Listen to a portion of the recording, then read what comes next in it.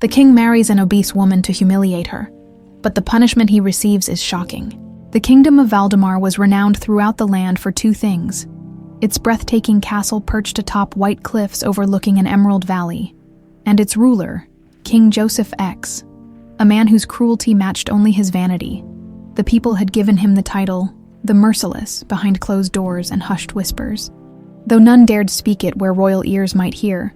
On this particular morning, the king's laughter echoed through the grand marble hall as a court jester stumbled backward, wine staining his colorful garments after Joseph had deliberately knocked the goblet from his hands. "Clean yourself up, fool. You smell like a tavern floor," Joseph sneered, his jewel-encrusted fingers drumming against the golden armrest of his throne. "Or perhaps that's an improvement for someone of your station." The nobles surrounding him erupted in obligatory laughter, all except Lord Thornfield, whose wrinkled face remained stoic as he leaned toward the king. "Your Majesty, the council awaits your decision regarding the winter grain reserves. The drought has left many villages." "Boring matters for another day," Joseph interrupted, waving his hand dismissively. "I'm restless. Prepare my carriage for a tour of the lower city." "But Your Majesty, there are 3 pressing matters that require—" Did I stutter? "Thornfield." The king's voice dropped to a dangerous whisper. "The carriage, now." Minutes later, the royal procession clattered through the cobblestone streets of the lower city, guards shoving commoners aside to clear a path. Joseph hardly noticed the bowing figures, or the way mothers clutched their children closer as he passed. His 3rd wife had died just weeks ago, the 3rd to expire under mysterious circumstances in 5 years, and the gossip surrounding her death had begun to bore him. He needed new entertainment. That's when he saw her. In the small square near the bakery district stood a young woman with chestnut hair cascading down her back in thick waves. Unlike the other commoners who bowed their heads as the royal carriage approached, she remained upright, her attention fixed on distributing bread to a group of war orphans clustered around her. "Stop the carriage," Joseph commanded, his eyes narrowing. The woman, Victoria Parker, as he would soon learn, had a dignity about her that instantly infuriated him. She wasn't classically beautiful by noble standards. Her figure was fuller, more curved than the willowy ladies of court. Yet there was something in her posture, in the gentle authority with which she handled the grabbing hands of hungry children, that sparked both contempt and obsession in the king's mind. "Who is that woman?" he demanded of his captain. "The baker's daughter, Your Majesty. They say she uses her father's leftover bread to feed the orphans." Joseph leaned forward, watching as she knelt to wipe a smudge from a child's cheek. Something about her profile, the proud tilt of her chin, reminded him of old portraits he'd seen of the royal family of Castella, the dynasty that had ruled the neighboring kingdom before a bloody coup 2 decades ago. "Interesting," he murmured, a cruel plan already forming in his mind. Victoria Parker knew she was being watched. The royal carriage had stopped, and she could feel the king's gaze boring into her back like a physical weight. Still, she continued her work, breaking the bread into equal portions, making sure each child received their fair share. "Miss Victoria," whispered one of the older orphans, a girl named Lily, "the king is looking at you." "Let him look," Victoria replied softly, though her heart hammered in her chest. "We have nothing to hide." But Victoria Parker did have something to hide. Beneath her simple dress, hanging from a leather cord around her neck, lay a medallion bearing the royal crest of Castella. At night, when her father thought she was asleep, Victoria would sometimes hear him whispering the story of her true heritage, how her mother had been the princess of Castella, forced to flee during the coup, dying in childbirth after reaching the safety of Valdemar. "Never forget who you are," her father had told her on his deathbed a year ago, "but never reveal it until the time is right. They will kill you as they killed your family." The sound of boots on cobblestones pulled Victoria from her memories. The king's guards were approaching, the children scattered like leaves in the wind, disappearing into alleyways. "The king requests your presence," announced the captain, his expression unreadable. Victoria straightened her simple dress. "May I ask why His Majesty would notice someone like me?" The guard offered no explanation, merely gesturing toward the waiting carriage. As she approached, King Joseph's face came into view, handsome in a sharp, predatory way, his crown sitting atop meticulously groomed dark hair. His smile never reached his eyes. "What is your name, girl?" he asked, his voice dripping with false warmth. "Victoria Parker, Your Majesty," she cursed, keeping her eyes lowered as protocol demanded, though every instinct screamed to stand tall. "Victoria," he repeated, as if tasting the name. "Do you know why I've stopped to speak with you today?" "I cannot imagine, Your Majesty," Joseph laughed, the sound devoid of humor. "I've decided to marry again."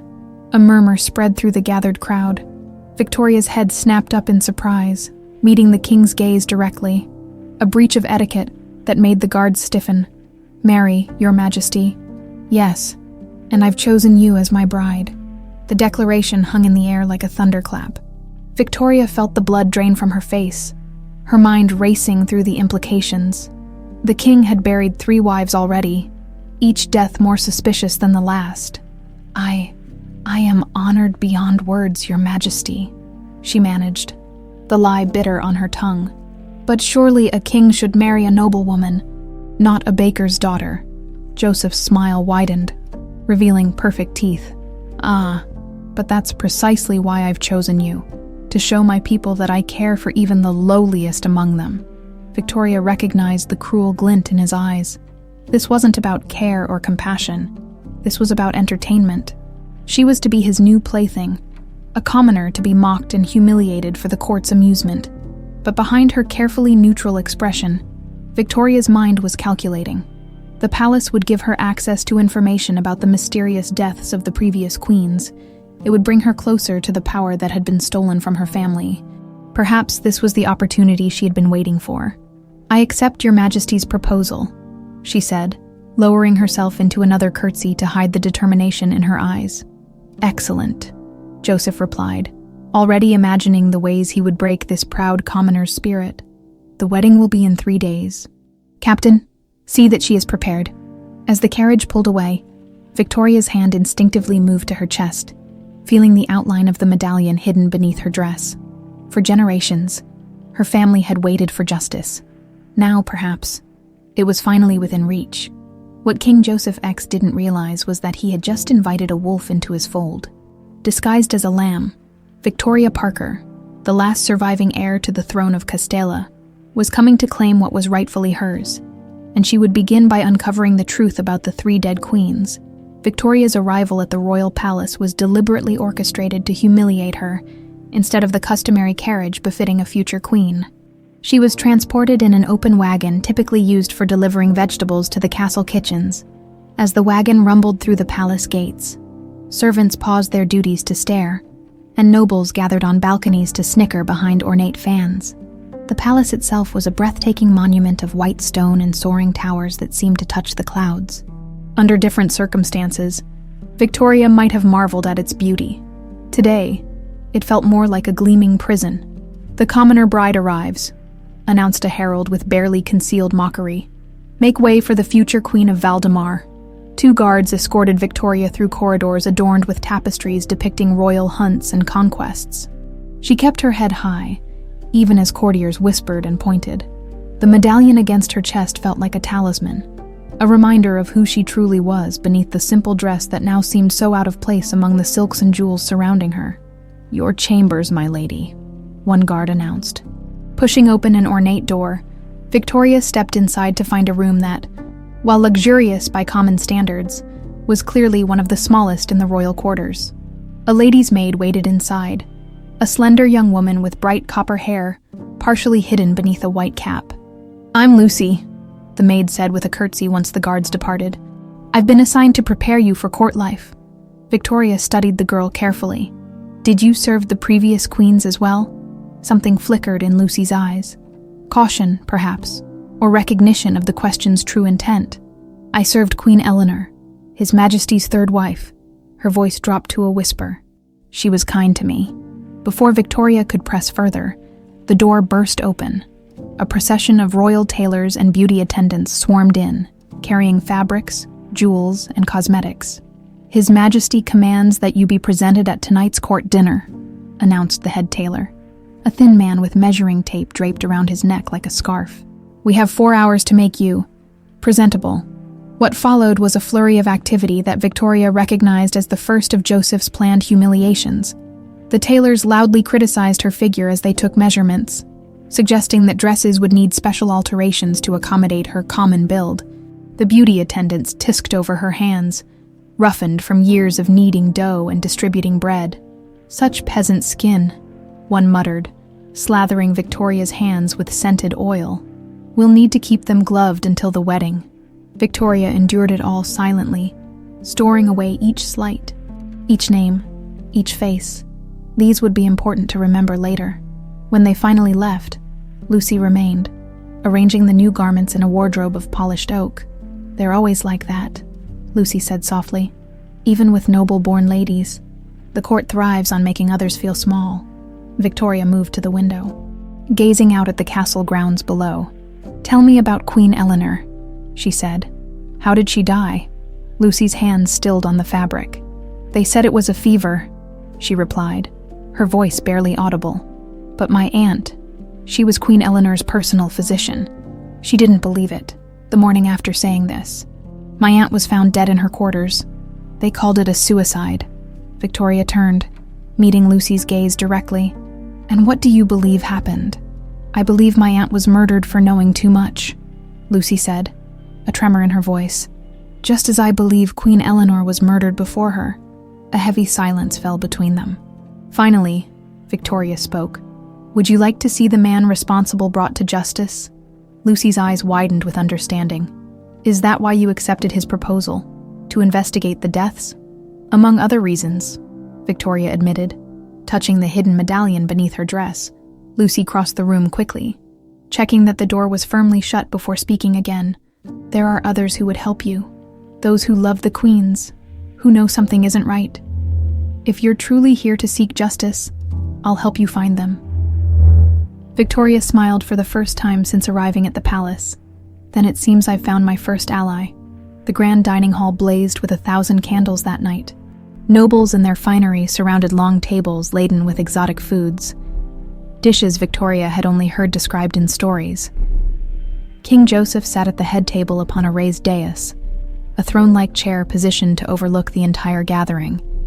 Victoria had been dressed in a gown of emerald silk that, while beautiful, had been deliberately designed a size too small, making her movements constrained and uncomfortable. As Lucy escorted her toward the hall's entrance, she whispered final instructions. "Remember, 3 steps forward, deep curtsy. Wait for the king's acknowledgement, then rise." The herald's voice rang out, announcing her presence with a hint of sarcasm. "Lady Victoria Parker, His Majesty's chosen bride." The hall fell silent as Victoria entered. She could feel hundreds of eyes upon her, some curious, most judgmental, all expecting her to fail this first test of court etiquette. She moved with deliberate grace. 3 steps forward, a deep curtsy that she held with perfect stillness, despite the too tight bodice that made breathing difficult. "Rise, my dear," Joseph called out, his voice carrying a false warmth that didn't match the cold calculation in his eyes. Victoria straightened and began walking toward the high table, conscious of every whisper that followed her, as she passed the table where several older military men sat. One man's intense gaze caught her attention.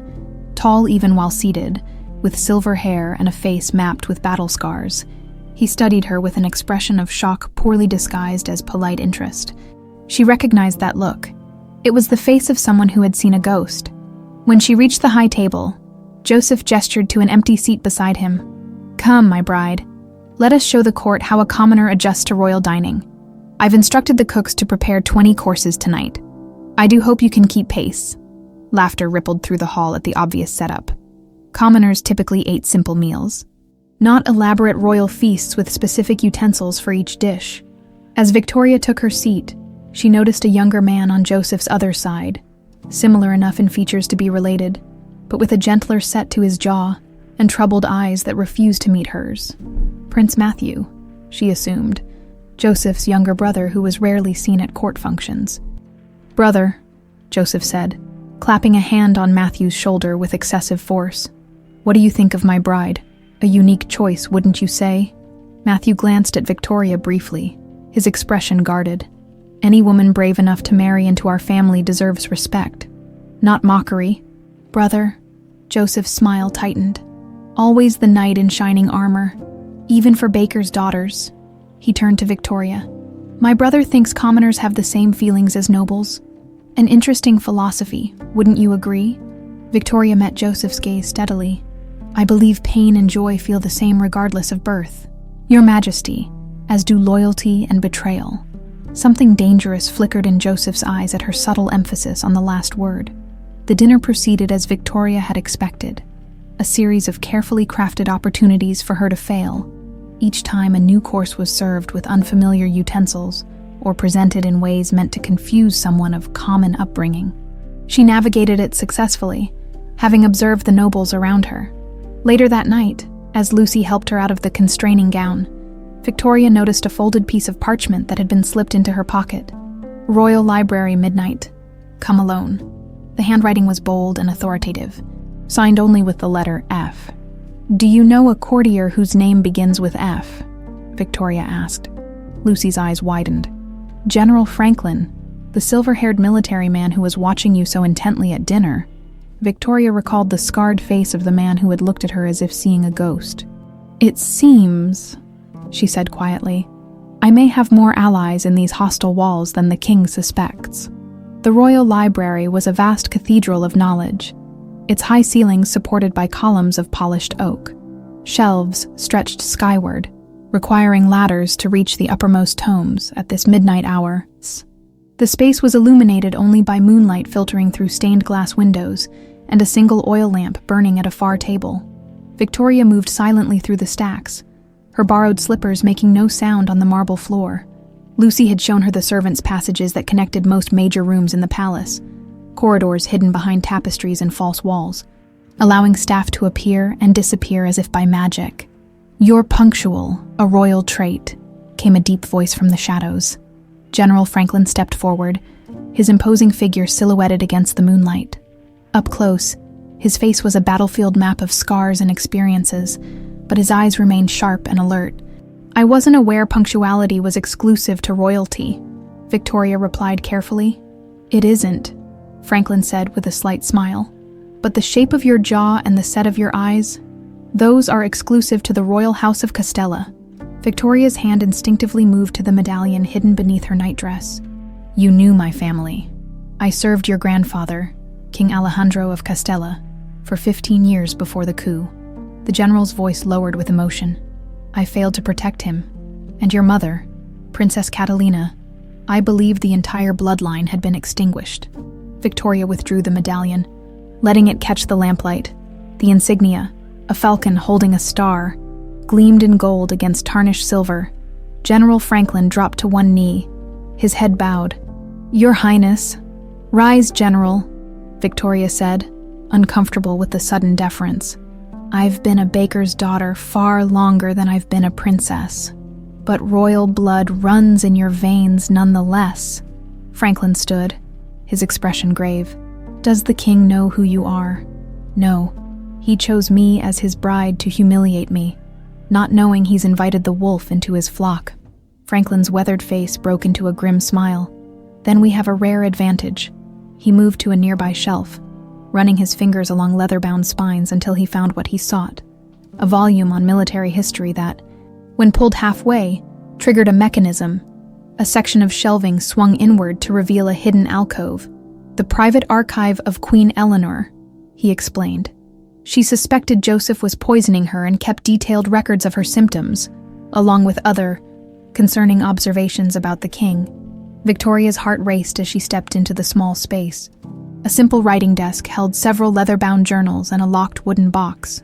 How did you know about this? She asked, running her fingers over the dusty journals. Queen Eleanor trusted few people, but she knew my history with Castella. She believed I might be an ally if things went wrong. His voice filled with regret. Unfortunately, she acted too late.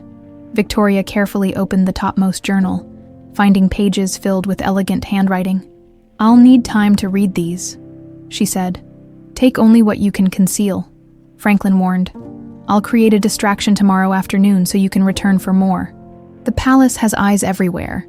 Victoria selected the thinnest journal, which could be hidden beneath her clothing. Who else can we trust inside these walls?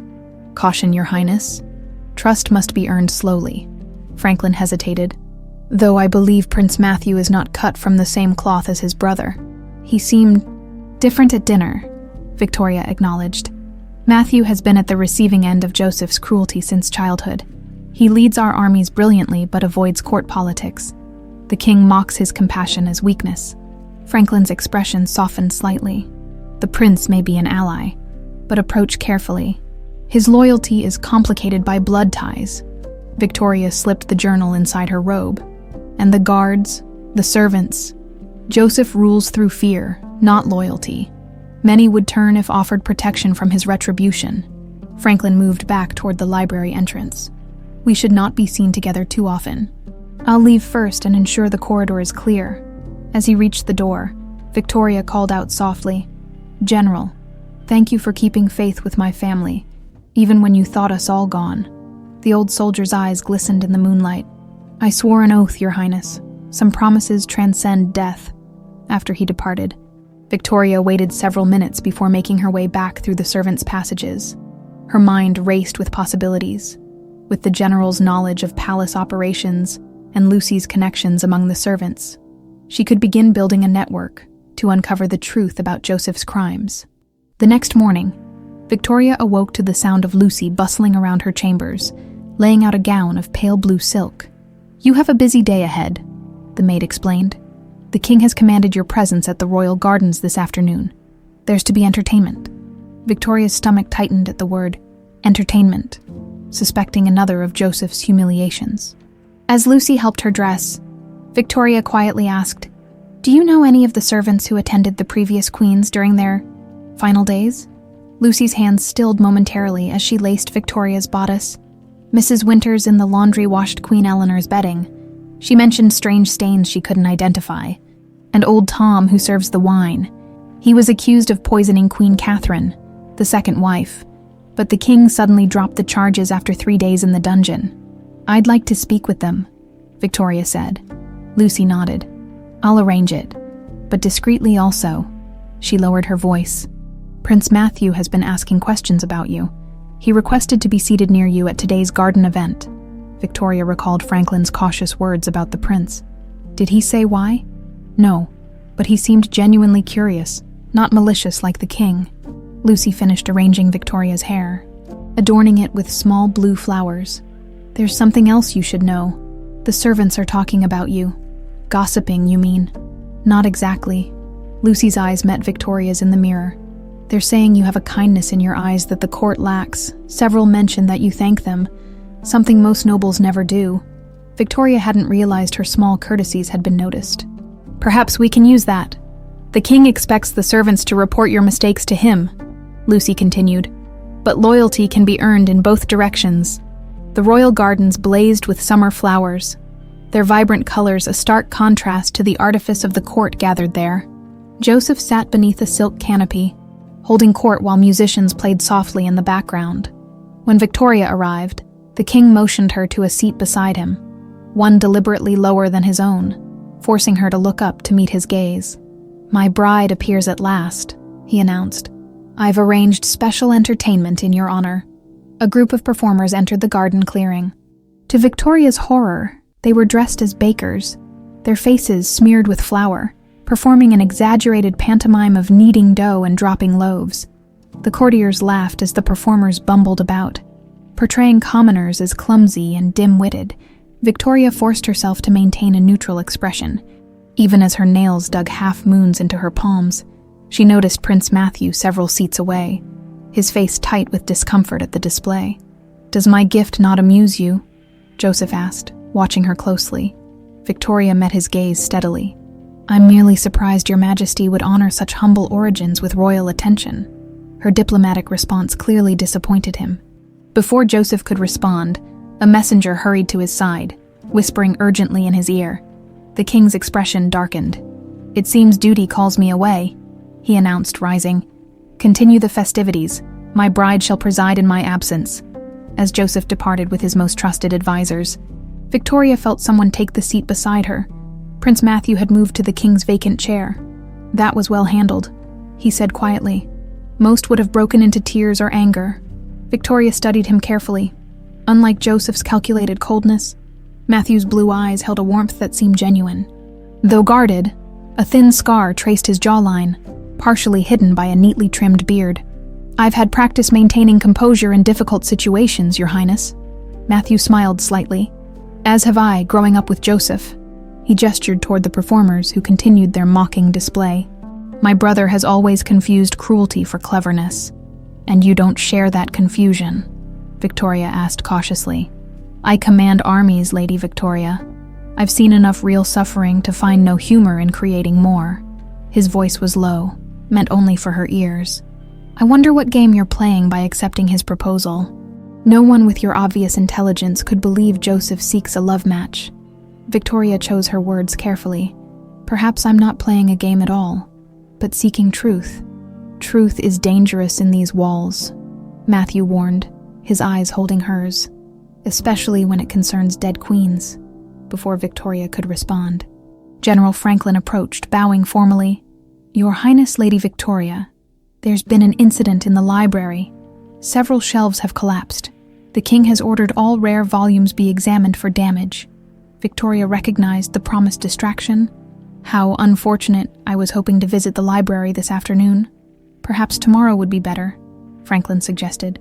Once the mess is sorted, Matthew watched this exchange with interest. "You enjoy reading, Lady Victoria. Knowledge is a treasure available to all stations. Wouldn't you agree, Prince Matthew?" Something shifted in Matthew's expression. Surprise, perhaps, or reassessment. "Indeed, perhaps someday you might permit me to show you the military histories. They tell a different tale of Valdemar than the court chronicles."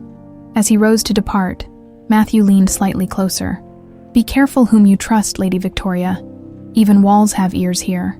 Victoria watched him walk away, uncertain whether she'd found another potential ally or someone who suspected her true purpose. Either way, she had journals to retrieve and a network to build. The clock was ticking. In 3 days, she would become Joseph's queen, and the game would become infinitely more dangerous. The day before the royal wedding, Victoria awoke before dawn. She had spent the night reading Queen Eleanor's journals by candlelight, her blood running cold at the detailed accounts of gradually worsening symptoms. Metallic taste in the mouth, numbness in the fingers, hair falling out in clumps. Classic signs of slow poisoning that the queen had recognized too late. Most disturbing were the queen's observations about Joseph's behavior. How he would watch her during meals with an anticipatory gleam in his eyes. How he would inquire about her health with poorly disguised eagerness. "He's monitoring my decline like a scientist observing an experiment," Eleanor had written in a shaky hand just weeks before her death. Victoria closed the journal and hid it beneath a loose floorboard Lucy had shown her, a hiding place used by previous servants to conceal treasured possessions from prying eyes. "Your bath is ready, my lady," Lucy announced, entering with a steaming jug of scented water. "And I've brought news." Victoria moved to the copper tub screened by a wooden partition. "Tell me. Old Tom from the wine cellar is willing to speak with you," Lucy said, helping Victoria out of her nightgown. "He's terrified, but he knows things about Queen Catherine's death, and Mrs. Winters has agreed to show you the laundry records she kept secretly. Strange stains on the bed sheets, unexplained deliveries of herbs to the king's private chambers. When can I meet them?" "This afternoon during the pre-wedding festivities. The king will be occupied with foreign dignitaries." Lucy poured warm water over Victoria's shoulders. "There's something else. I overheard the stable master speaking with the gardener. Apparently, Prince Matthew has been asking questions about you in the lower city. Where you lived, who your parents were." Victoria tensed. "Did he discover anything?" "Not that I heard, but his interest seems personal." After her bath, Victoria stood at the window overlooking the palace grounds as Lucy dressed her hair. Below, servants scurried about with decorations and flowers for tomorrow's wedding. The sight filled her with dread and determination in equal measure. A soft knock interrupted her thoughts. When Lucy opened the door, a young maid stood there, eyes wide with nervousness. "Begging your pardon, Lady Victoria, but there's a situation in the kitchens. The head cook says the wedding menu requires your approval, but he can't leave the preparations." Victoria recognized the poorly disguised summons. "Of course, I'll come right away." Instead of leading her to the kitchens, the young maid guided Victoria through the servants' corridors to a small storage room near the laundry. Inside waited a wizened old man with gnarled hands and a face lined with fear. "This is Tom," the maid whispered, before slipping away. "You worked for Queen Catherine," Victoria said gently, noting how the old man's hands trembled. Tom nodded, his voice a raspy whisper. "Served her wine personally, I did. Always tested it first, an old custom from her homeland." He looked around fearfully before continuing. "One night, the king himself brought her a special goblet. Said it was anniversary wine from his private collection. Wouldn't let me taste it first. And that night, she fell ill, screaming in agony by midnight. Tom's eyes welled with tears. They accused me of poisoning her. 3 days in the dungeon. They beat me, demanded I confess. Then suddenly, nothing, released without explanation, but with a warning. Speak of it, and my grandchildren would suffer." Victoria placed a gentle hand on his shoulder. "Thank you for your courage, Tom. When justice comes, and it will, you and your family will be protected." After meeting with Mrs. Winters and examining her hidden laundry records, Victoria returned to her chambers to find an unexpected visitor waiting. Prince Matthew stood by the window, examining a small carved bird Victoria had brought from her home, one of her few personal possessions. "Your Highness," she said, curtsying as Lucy quickly exited, leaving them alone. "This is unexpected. Forgive the intrusion," Matthew said, setting down the carving. "I thought we might speak privately before you become my sister-in-law tomorrow." Victoria moved carefully to the table between them. "What would you like to discuss?" "I visited the lower city yesterday," he said directly. "The baker's shop where you supposedly grew up." Victoria's heart skipped a beat, but she kept her expression neutral. "I'm flattered by your interest in my humble origins." "Interesting thing," Matthew continued, his blue eyes studying her intently. "The neighbors remembered Thomas Parker having a daughter, but their descriptions don't quite match you. They spoke of a girl with lighter hair, shorter in stature. People's memories are often imperfect," Victoria replied. "Indeed, and yet, when I questioned further, several recalled Thomas Parker taking in an orphaned niece about 15 years ago, a girl who arrived mysteriously one night." Matthew stepped closer. "Who are you really?" "Victoria." She met his gaze steadily. "Who do you think I am?" "Someone playing a dangerous game with a dangerous man." His voice lowered. "Someone investigating deaths that have been deliberately forgotten. Someone who perhaps has more right to justice than most." Victoria weighed her options carefully. Matthew could be her strongest ally or her greatest threat, depending on where his true loyalties lay. "Why are you here, Your Highness, to expose me to your brother?" Matthew's expression darkened. "If that were my intention, guards would be here instead of me." He rubbed absently at the scar along his jawline. "A nervous habit." Victoria had noticed. "My brother has ruled through fear and cruelty since our father died. I've commanded his armies, fought his wars, but I've never condoned his personal amusements." "The dead queens," Victoria said softly. Matthew nodded grimly. "I was away on campaign when the first two died. By the time Eleanor showed signs of poisoning, I had begun to suspect, but lacked proof." His jaw tightened. "When I confronted Joseph, he gave me this." He traced the scar, a reminder of brotherly affection. Rain began to patter against the window, matching the tension in the room before Victoria could respond. Another knock came at the door. Lucy entered hurriedly. "Forgive me, but there's an emergency in the garden." Her meaningful glance told Victoria this was no ordinary matter. "We'll continue this conversation another time, Your Highness," Victoria said to Matthew. He bowed slightly. "Until tomorrow. Then, when you become queen." Something in his tone suggested both warning and promise. The palace gardens were deserted in the rain except for a small, hunched figure huddled beneath an ornamental bridge. Victoria, sheltered by Lucy's cloak, hurried through puddles to find a child of perhaps 8 or 9, soaked to the skin and shivering violently. "I found her hiding here," Lucy explained. "She's one of the war orphans from the lower city." Victoria knelt beside the girl. "What's your name, child?"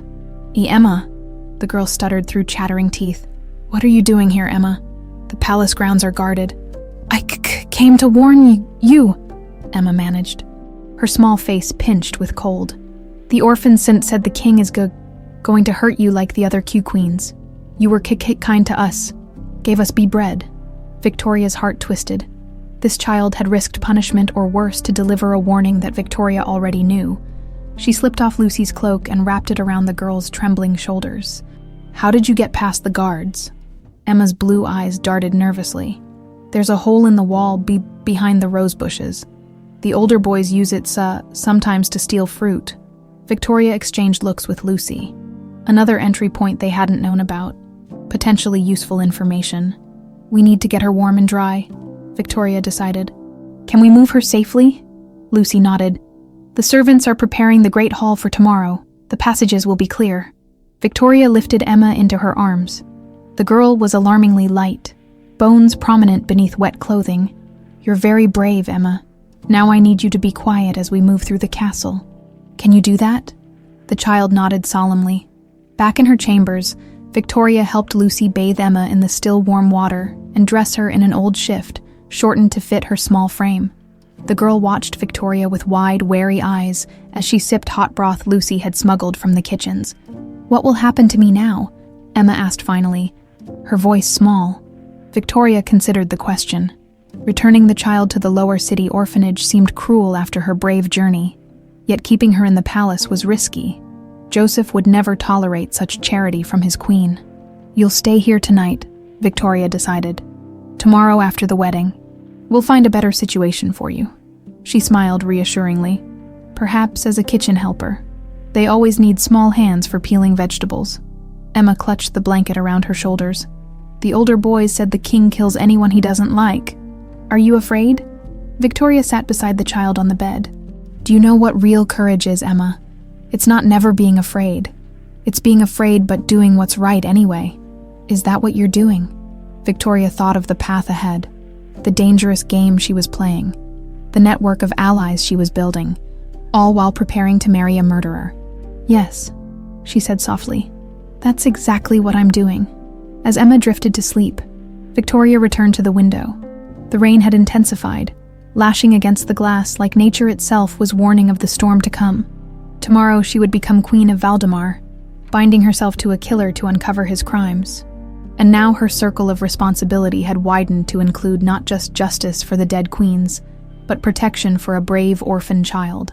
In the courtyard below, she spotted Prince Matthew crossing toward the barracks, his cloak whipping in the wind. An ally or enemy, she couldn't be certain yet. But as the web of connections around her grew, Lucy, General Franklin, Old Tom, Mrs. Winters, and now Emma, Victoria felt something she had not expected to find within the palace walls. Hope. Tomorrow, the true battle would begin. The wedding was a spectacle designed to humiliate, but Victoria transformed it into her first victory.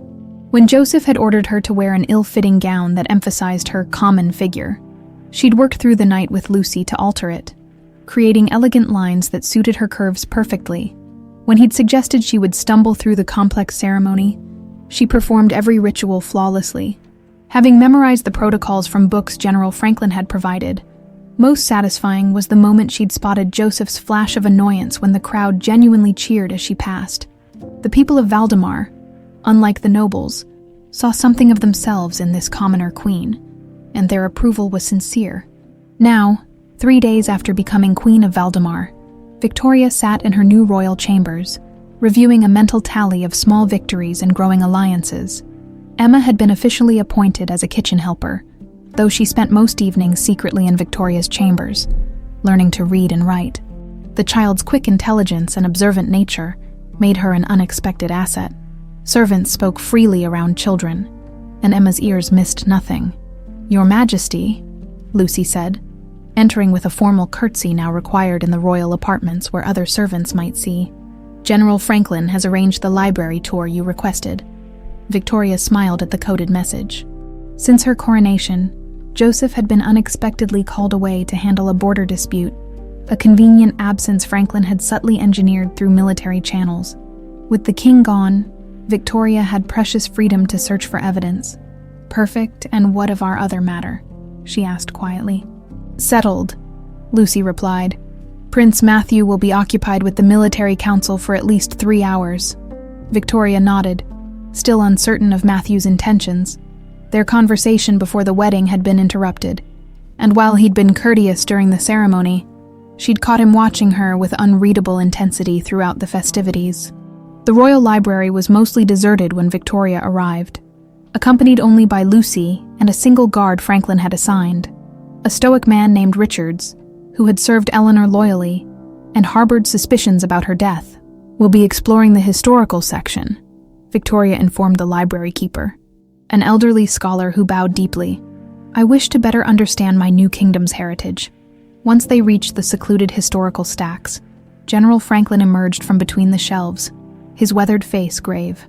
"Your Majesty," he said with a respectful nod. "The documents are where we discussed. The guard stationed outside is loyal to me and will warn us of any approach." Victoria moved swiftly to the hidden compartment they had explored before the wedding.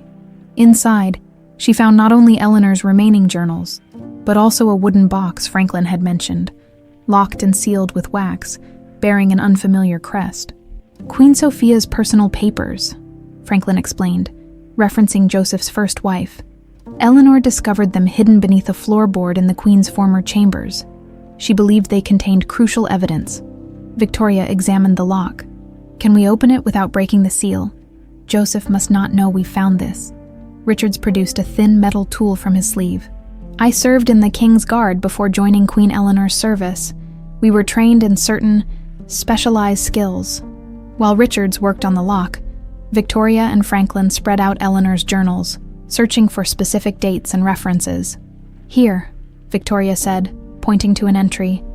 Eleanor writes that she discovered financial documents in Joseph's study, records of properties that once belonged to Queen Catherine's family but were transferred to the crown after her death. Franklin leaned closer. Catherine was from the wealthy eastern province of Dunraven. Her family controlled valuable silver mines. Joseph's treasury nearly doubled after her death. "And Sophia?" Victoria asked. "The first wife. Her father was Duke of Westerly, the most fertile agricultural region in Valdemar. After Sophia died and her elderly father followed shortly thereafter, those lands mysteriously came under royal control, rather than passing to her cousins as was expected." A soft click interrupted them, as Richard successfully opened the box without damaging the seal. Inside lay a stack of letters tied with ribbon, a small portrait of a smiling, dark-haired woman, and a leather-bound ledger. Victoria carefully opened the ledger, finding precise accountings of the Westerly estates, crop yields, tax collections, and projected revenues. The final entry, dated just 3 days before Sophia's death, read, "Confronted Jay about missing funds. He claims ignorance, but his eyes betray him. I've written to father to investigate the treasury ministers. The fraud must be exposed. She found him embezzling from her family lands," Victoria whispered, "and paid with her life." Tucked between the ledger's final pages, they discovered a folded document, a will dictating that all Westerly properties should pass to Sophia's younger cousin upon her death. The document bore Sophia's signature and royal seal, but had clearly never been executed. Joseph would have needed control of those lands to secure a second advantageous marriage, Franklin said grimly. With Sophia and her father dead, and this will conveniently disappeared, he could offer Catherine's family access to Valdemar's most productive farming region. Victoria carefully replaced the will and closed the box. He murdered them all for land and wealth, building his kingdom through strategic marriages and strategically convenient deaths. "And now you," Franklin said quietly. "A commoner bride with no apparent family wealth or connections. A break in his pattern," Victoria acknowledged. "He chose me for entertainment, not gain, a dangerous whim that will be his undoing." As Richards resealed the box, Lucy appeared from her lookout position near the library entrance, her face tense. "Prince Matthew is approaching," she whispered urgently. The council meeting ended early. Victoria quickly gathered the journals. "Return these to the compartment. Leave the box. We'll need more time with its contents." Franklin and Richards moved swiftly, securing the hidden evidence just as footsteps approached their section of the library. I thought I might find you here, Your Majesty," Matthew said, appearing at the end of the book aisle. His eyes took in the scene. Victoria, with a historical tome, hastily grabbed from a nearby shelf. Franklin standing at attention. Lucy arranging papers. "Prince Matthew," Victoria acknowledged calmly. "General Franklin has been educating me on Valdemar's military history." Matthew's gaze lingered on the section of shelving that concealed the secret compartment. now closed, but perhaps not quickly enough to escape his notice. "A worthy subject," he said finally, "though I wonder if you might find the royal archives more illuminating than these outdated texts." Victoria felt a chill at his words. The royal archives were Joseph's private collection, restricted documents few were permitted to access. "I wasn't aware I had permission to enter the archives," she replied carefully. Matthew stepped closer, his voice lowering. "As queen, certain doors are now open to you. Perhaps you'd allow me to escort you there tomorrow. There are documents I believe would interest you greatly." The tension in the air was palpable. Was this an offer of alliance or a trap? Franklin's posture had stiffened, one hand casually moving closer to his sword. "That's most kind, Your Highness," Victoria said. "I would welcome your guidance." Matthew smiled slightly, his eyes never leaving hers. "Excellent. After the midday meal, then now I should let you return to your studies." He bowed and departed, his footsteps echoing through the quiet library. "It's a trap," Lucy whispered once he was gone. "He suspects something." "Perhaps," Victoria said. "Or perhaps he's offering exactly what he claims. Access to evidence we couldn't otherwise obtain." Franklin shook his head. "The risk is too great, Your Majesty. The archives are closely monitored." "Which is precisely why I need to see them," Victoria countered. "Joseph returns in 2 days. We must gather all possible evidence before then." She moved to the window, watching as Matthew crossed the courtyard below. His invitation could be sincere or sinister. She couldn't be certain, but she knew one thing with absolute clarity. The pattern of royal murders was about to be broken. The hunter would become the hunted. "Prepare a message for our friends in the kitchens and stables," Victoria instructed Lucy. "It's time to expand our network. The excess food from royal banquets will now be distributed to the poor in the lower city. With my personal seal of approval." "Joseph will be furious," Franklin warned. Victoria turned, her expression resolute. "Let him be. Each family fed is another ally gained. While Joseph builds his power through fear, I will build mine through loyalty." As they left the library, Victoria's mind turned to the orphaned Emma. Now safely working in the kitchens, the child had risked everything to warn a stranger, showing more courage than many adults. Such loyalty deserved recognition. "One more thing," she added. "Arrange for proper clothing and education for the kitchen orphan. Emma, say she's to be trained as my personal page." "A female page?" Lucy asked. Surprised? "It's not traditional," Victoria smiled. "Then it's time for a new tradition. In Valdemar, worth will be measured by character, not birth or gender. The seeds of change were being planted, one small act at a time. Joseph had married her to humiliate a commoner. Instead, he had given her the power to transform his kingdom from within. Tomorrow, she would discover whether Prince Matthew would become her greatest ally or her most dangerous enemy. Victoria prepared meticulously for her meeting with Prince Matthew. She chose a gown in deep burgundy, the color of authority rather than the pastels Joseph preferred her to wear. Around her neck hung a simple gold chain, the royal medallion of Castella hidden beneath her bodice as always. Emma helped arrange her hair, the child's nimble fingers surprising everyone with their skill. "You learned this where?" Victoria asked as Emma wove a complex braid. "Watching the nobles from the kitchen windows," Emma replied. "I remember everything I see." Lucy hovered nearby, her face tight with worry. "Your Majesty, I still believe this meeting could be dangerous. Prince Matthew has always been loyal to his brother despite their differences." "Not always," Victoria corrected. "Matthew leads the armies because he's competent, but Joseph keeps him from court as much as possible. There's a rift there we might exploit." When Emma finished, Victoria studied her reflection. Gone was any trace of the baker's daughter. The woman in the mirror looked regal, determined, and unmistakably a queen.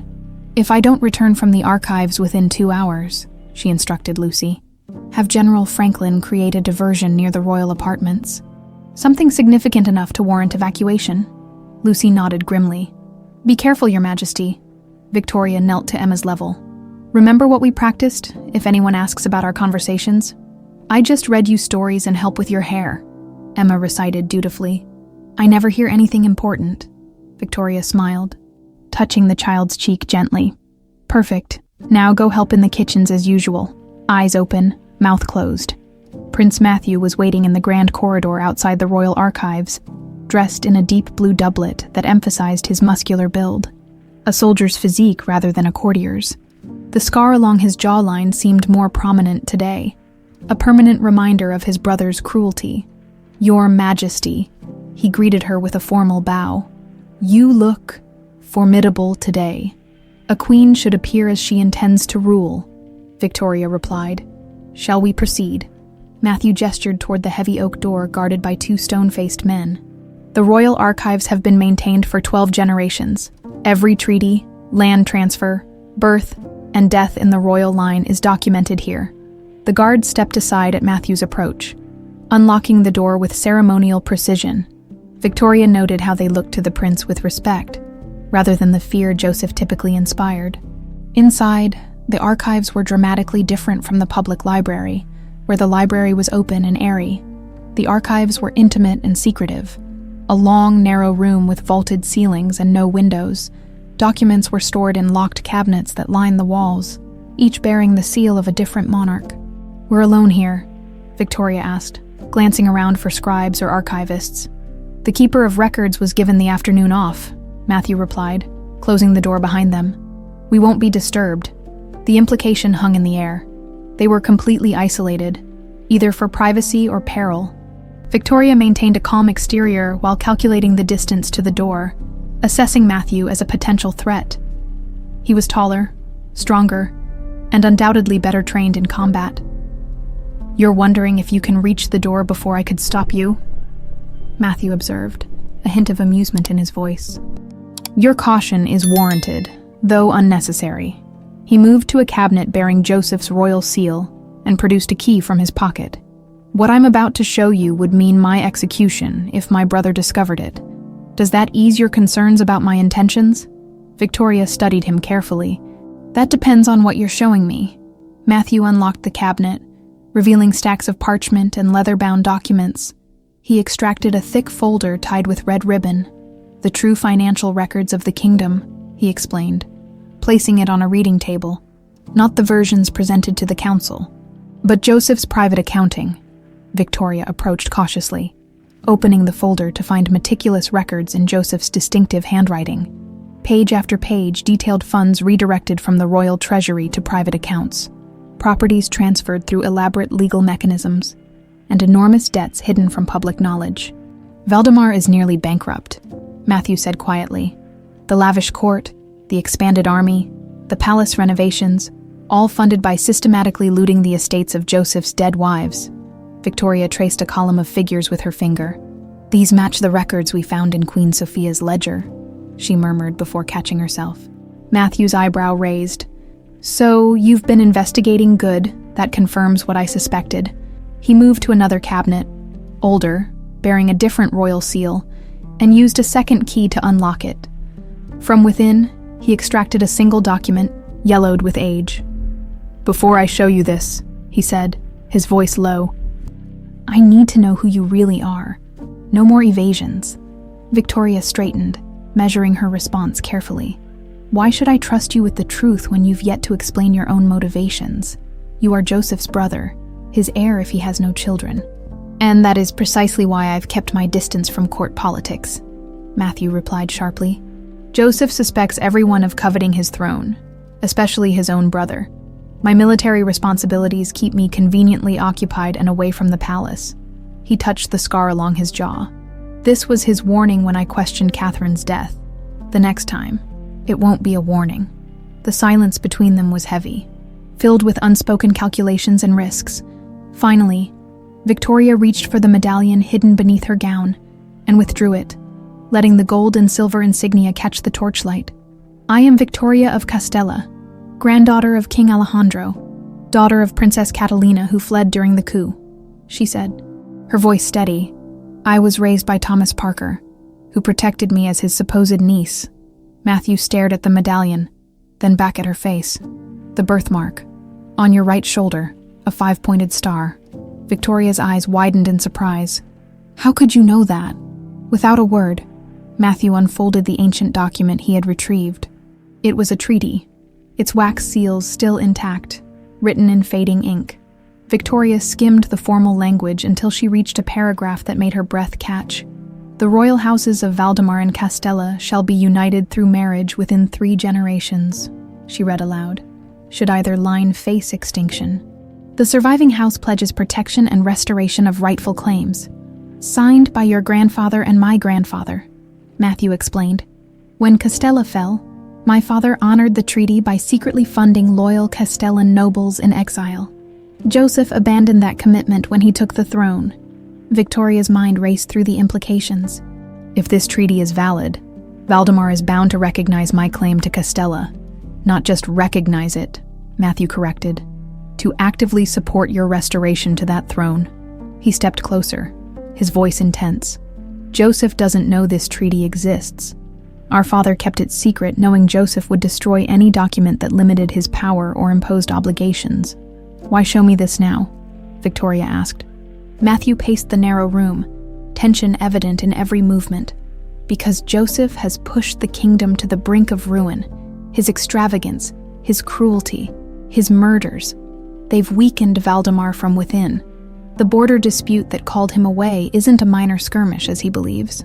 Our neighboring kingdoms sense our weakness and are testing our resolve. He turned to face her directly. We need allies, not more enemies. The restoration of Castella under its rightful queen, allied with a reformed Valdemar, would create a powerful alliance to deter aggression. Victoria processed this information carefully. You're proposing treason against your own brother. I'm proposing justice, Matthew countered. For 3 murdered queens, for a looted treasury, for a kingdom on the verge of collapse. His blue eyes held hers steadily. Joseph must be removed from power, but it must be done legally, with evidence of his crimes presented to the royal council. And after, you would take the throne. A flash of something. Discomfort. Perhaps, crossed Matthew's face. That's not my ambition, but it would be the result, Victoria pressed. Matthew looked away. There are other possibilities. The council could appoint a regent until a proper succession is established. An incomplete answer, Victoria noted. She carefully returned the medallion to its hiding place beneath her gown. The evidence we've gathered so far proves Joseph murdered his wives for their wealth, she said. Combined with these financial records showing his mismanagement, it might be enough to convince the council. It would mean civil war, Matthew warned. Joseph has loyal supporters who benefit from his corruption. We need more than evidence. We need a plan to neutralize his power base before confronting him. Victoria nodded slowly. Then that's what we'll build. A network of allies throughout the palace and city, ready to stand with us when the moment comes. It's already begun, Matthew said with a hint of admiration. Your distribution of palace food to the poor hasn't gone unnoticed. The people are starting to whisper that the commoner queen has more nobility than the king himself. Victoria gathered the financial documents, tucking them into a hidden pocket sewn into her gown. Joseph returns tomorrow. How do we proceed? Carefully, Matthew advised. He'll be watching you closely. Continue your charitable works, but frame them as simple gestures of a grateful commoner elevated to queen. Meanwhile, I'll gather intelligence from the military commanders. Many have grown disillusioned with Joseph's leadership. He reached for her hand suddenly, his calloused fingers closing around hers with unexpected gentleness. We're allies now, Victoria of Castella, until Joseph is brought to justice. The intensity in his eyes suggested more than a political alliance, but Victoria carefully withdrew her hand. There would be time to examine those complexities later, if they survived Joseph's return. Allies, she agreed. For justice and for both our kingdoms. As they left the archives, Victoria felt the weight of responsibility settle more firmly on her shoulders. She had come to Valdemar seeking vengeance for dead queens and restoration of her birthright. Now, she carried the fate of 2 kingdoms in her hands. King Joseph returned to the palace with a thunderous mood that sent servants scurrying like frightened mice. The border dispute had been more challenging than anticipated. The neighboring kingdom of Moravia had shown unexpected strength and resilience, forcing Joseph to accept less favorable terms than he'd demanded. A temporary setback, he announced during the welcoming banquet, wine sloshing over the rim of his goblet as he gestured dramatically. Soon, Valdemar will have resources to field an army twice our current size. Moravia will regret their insolence. Victoria, seated at his side in her role as queen, noted the uneasy glances exchanged among the military commanders present. They understood what the king wouldn't admit. Valdemar couldn't afford such expansion. Perhaps diplomacy might prove more effective than military escalation, Your Majesty, she suggested carefully. Trade agreements rather than troop deployments. Joseph's eyes narrowed dangerously. I don't recall asking for political advice from a baker's daughter. The hall fell silent, tension crackling like lightning before a storm. Victoria maintained her composure, sipping water instead of responding to the deliberate insult. From his position further down the table, Prince Matthew redirected the conversation to safer topics. But the damage was done. Joseph had publicly undermined his queen, reasserting dominance after days away. He's threatened by you, Lucy whispered later as she helped Victoria prepare for bed. The servants say the entire palace has changed in his absence. The royal kitchens feeding the poor, nobles actually acknowledging servants by name. Following your example, he sees it as a challenge to his authority. Victoria stood at her chamber window, watching torches flicker along the palace walls. Good. An angry man makes mistakes. He also becomes more dangerous, Lucy warned. There are rumors he's called for his private physician, the same one who attended the previous queens during their illnesses. Victoria turned, her expression grave. Then we accelerate our plans. Is Emma in position? Lucy nodded. She began serving in the king's dining room today, as requested. The child is remarkably skilled at becoming invisible while missing nothing.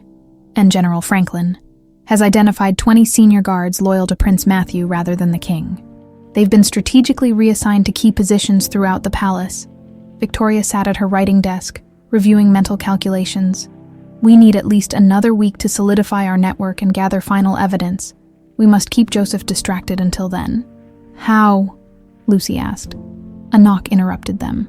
A distinctive pattern they recognized as Emma's signal. Lucy quickly opened the door to admit the small girl, who slipped in like a shadow. The king is planning something, Emma reported without preamble, her young face serious beyond her years. I was collecting plates when he spoke privately with Lord Thornfield, he said. The anniversary celebration will provide the perfect opportunity. Few will question when history repeats itself. Victoria exchanged alarmed glances with Lucy. The kingdom's founding anniversary is in 3 days. There's more, Emma continued. The king has ordered special wine brought from the southern cellar, the private reserve, and his physician delivered a small box to his chambers this evening. I couldn't see what was inside. Victoria felt a chill despite the warm evening. Joseph was planning her murder, following the same pattern as his previous wives. Find Prince Matthew, she instructed Lucy. Tell him we need to meet immediately, Emma. Return to the servants' quarters as normal. Say nothing of this to anyone. After they departed, Victoria removed the floorboard where she'd hidden Queen Eleanor's journals. The final entries detailed increasing suspicion that her wine was being poisoned. A special vintage Joseph insisted on pouring himself each night. History indeed repeating itself, Victoria thought grimly. The meeting place Matthew had chosen was a disused observation tower overlooking the eastern gardens. Once used by guards to watch for approaching messengers, it had been abandoned when a newer, taller tower was built. During Joseph's early reign, Victoria arrived via the servants' passages, cloaked in plain fabric that wouldn't reflect moonlight. Matthew was already waiting, his soldier's instincts evident in how he positioned himself away from the window, invisible to anyone watching from below. Emma's intelligence confirms what my sources suggested, he said without preamble. Joseph has met twice with his personal physician since returning. The same man attended all 3 queens in their final days. The anniversary celebration would provide the perfect cover, Victoria noted. Hundreds of guests, chaos and confusion, wine flowing freely, and a precedent of royal wives falling mysteriously ill during major events. Matthew added, Queen Sophia collapsed during the harvest festival, Catherine during the winter solstice celebration. Victoria paced the small tower room. We're not ready for confrontation yet. Our network is growing, but we need more evidence, more supporters in key positions. We can't prevent the celebration.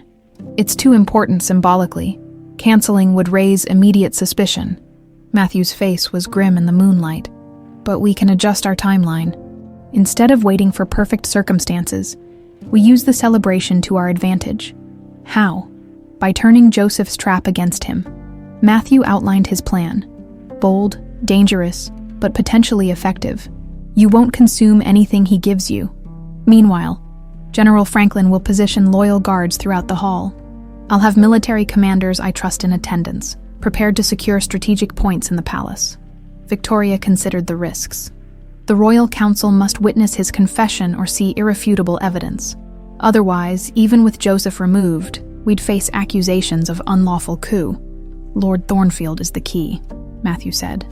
As head of the council, his testimony would sway the others. Based on Emma's report, he knows at least part of Joseph's plan. Can he be turned against Joseph? Thornfield values stability above all. If presented with evidence of Joseph's financial mismanagement threatening the kingdom's future, he might be persuaded. They spent the next hour refining details, identifying vulnerabilities, preparing contingencies. The plan took shape. Not perfect, but their best hope given the accelerated timeline. As their meeting concluded, Matthew caught Victoria's hand. There's significant risk to you in this plan. Perhaps we should consider alternatives where you're not directly in danger. Victoria gently withdrew her hand. I've been in danger since the moment I accepted Joseph's proposal. This changes nothing. Matthew studied her face, the moonlight casting shadows that emphasized the determination in her eyes. You're quite extraordinary, Victoria of Castella, in another life, under different circumstances. He didn't finish the thought, but the implication hung in the air between them, an acknowledgement of feelings that had no place in their current reality. In this life, Victoria said gently, we have kingdoms to save and justice to deliver. That must remain our focus. Matthew nodded, his expression returning to the disciplined soldier. 3 days then. I'll have everything prepared on my end. Dawn was breaking as Victoria returned to her chambers. Lucy waited anxiously, relief flooding her face when the queen entered safely. It's set, Victoria told her, removing her cloak. In 3 days, during the anniversary celebration, we either succeed in exposing Joseph or... She didn't complete the sentence. Or we die trying. Lucy finished softly. Victoria moved to her desk and extracted parchment and ink. I need you to deliver messages, personally, to no intermediaries. General Franklin first, then to our contacts in the kitchens, the stables, the guards. As Lucy prepared to leave, Victoria called her back. One more thing. If this goes wrong, I've made arrangements for Emma. There's a sealed letter in the hidden compartment beneath the wardrobe, along with enough gold to secure her future. Promise me you'll ensure she escapes the palace safely. Lucy's eyes welled with tears, but she nodded firmly. I promise, Your Majesty, though it won't come to that. You'll succeed. I feel it in my bones. After Lucy departed, Victoria opened her window to the morning breeze. The palace was awakening, servants hurrying across courtyards, guards changing rotations, kitchen smoke rising from stone chimneys. So many lives that would be affected by what happened in the coming days. She thought of Emma, sleeping safely in the servants' quarters, dreaming perhaps of a future beyond kitchens and chamber pots, of Lucy, whose aunt had been murdered for knowing too much, of Tom from the wine cellars, still trembling at the memory of Joseph's dungeons, of the hungry families in the lower city who now received food from the palace kitchens. This was no longer just about avenging murdered queens or reclaiming her birthright. It was about all of them, the people Joseph viewed as insignificant. Disposable, they deserved a ruler who recognized their worth, who governed with justice rather than cruelty. In 3 days, King Joseph X would pour poisoned wine and expect to watch his fourth wife collapse. His entertainment concluded, his power absolute. Instead, he would face the consequences of his crimes. Justice delivered by those he had underestimated. Victoria tucked the medallion of Castella inside her gown, its familiar weight a reminder of who she was and what she fought for. 3 days to prepare, 3 days until everything changed. History would indeed repeat itself, but not in the way Joseph planned. The anniversary celebration transformed the palace into a glittering spectacle of wealth and power. Crystal chandeliers blazed with thousands of candles, their light reflecting off gilded walls and polished marble floors. The kingdom's nobility arrived in their finest attire, a parade of silks, jewels, and elaborate hairstyles designed to impress and intimidate. Victoria stood before her mirror as Lucy made final adjustments to her gown, a striking creation of midnight blue velvet with silver embroidery that subtly incorporated the star pattern of Castella's royal insignia. Around her neck hung a simple silver chain, visible to all, but the medallion itself remained hidden beneath her bodice. "The servants are in position," Lucy reported quietly, pinning a silver ornament in Victoria's hair. "Kitchen staff, stable hands, guards. All those loyal to our cause know their roles." Emma entered through the servants' door, her small face solemn beneath her new cap. As Victoria's unofficial page, she'd been given special livery that allowed her access to most areas of the palace. "The king's physician visited his chambers again an hour ago," Emma whispered. "He carried the same small wooden box as before, and the special wine has been placed on the royal table. Separate from the common vintage." Victoria knelt to the child's level. "Remember, no matter what happens tonight, you follow Lucy's instructions exactly. Your safety is paramount." Emma nodded, her young eyes serious beyond their years. "I won't fail you." A knock at the main door interrupted them. General Franklin entered, resplendent in full military dress, medals gleaming on his chest. "All is prepared, Your Majesty," he reported. "Prince Matthew has positioned trusted commanders at key points throughout the palace. Lord Thornfield has been informed that evidence of serious financial impropriety will be presented tonight, affecting the kingdom's security, and he agreed to listen," Victoria confirmed. "His loyalty is to the crown and kingdom, not necessarily to Joseph personally. He'll hear the evidence before making any judgment." Victoria took a deep breath, steadying herself for what was to come. "Then it's time." The grand ballroom pulsed with music and conversation when Victoria made her entrance. As queen, protocol demanded she arrive separately from the king, allowing her a formal introduction and the court's acknowledgement. "Her Majesty, Queen Victoria of Valdemar," announced the herald, his voice carrying over the assembled nobility. Hundreds of eyes turned toward her as she descended the marble staircase. Victoria kept her chin high, her posture regal, embodying the authority she had been born to wield. The crowd parted before her, whispers following in her wake, some admiring, others critical, but all acknowledging the dignity she carried despite her common origins. King Joseph waited at the base of the stairs, his smile tight and predatory as he extended his hand to her. He wore crimson and gold, his crown glittering with diamonds that caught and fractured the candlelight. "My queen," he said for all to hear, bringing her hand to his lips in a gesture of affection that didn't reach his eyes. Ravishing as always. "The celebration wouldn't be complete without you." His emphasis on the word complete sent a chill down Victoria's spine, but she maintained her composed exterior. "Your Majesty honors me," she replied, matching his public performance of marital harmony. Joseph kept her hand firmly in his as they moved through the crowd, accepting congratulations and well wishes from nobles eager to curry royal favor. Victoria noted which courtiers couldn't meet her eyes. Those were Joseph's true confidants, aware of his plans for the evening and uncomfortable with their complicity. Near one of the massive pillars that supported the ballroom's domed ceiling, Prince Matthew stood in conversation with Lord Thornfield. Both men bowed as the royal couple approached. "Brother," Joseph greeted Matthew with false warmth, "I trust you've been entertaining Lord Thornfield with tales of your military prowess." "Actually," Matthew replied smoothly, "we were discussing the kingdom's financial prospects. Lord Thornfield has some concerns about the treasury reports." Joseph's grip on Victoria's hand tightened painfully. "Boring matters for another day. Tonight is for celebration, not ledgers and accounts." "Of course, Your Majesty," Thornfield agreed. Though Victoria noted the calculation in the elderly lord's eyes as he studied the interaction between the royal brothers, as they continued their circuit of the ballroom, Victoria spotted their allies in their assigned positions, Franklin near the main entrance, Lucy among the serving staff, and small Emma moving unobtrusively between groups of guests. Gathering abandoned goblets onto a silver tray, when they reached the elevated royal table, Joseph guided Victoria to her seat with exaggerated gallantry. Before them sat two special goblets, crafted of gold rather than the silver used for other guests. "A special vintage," Joseph announced, gesturing to a servant to fill the goblets from a distinctive blue bottle.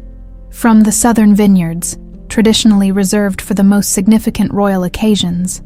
Victoria noted how the servant's hands trembled slightly as he poured. one of Joseph's loyal men, aware of what the wine contained.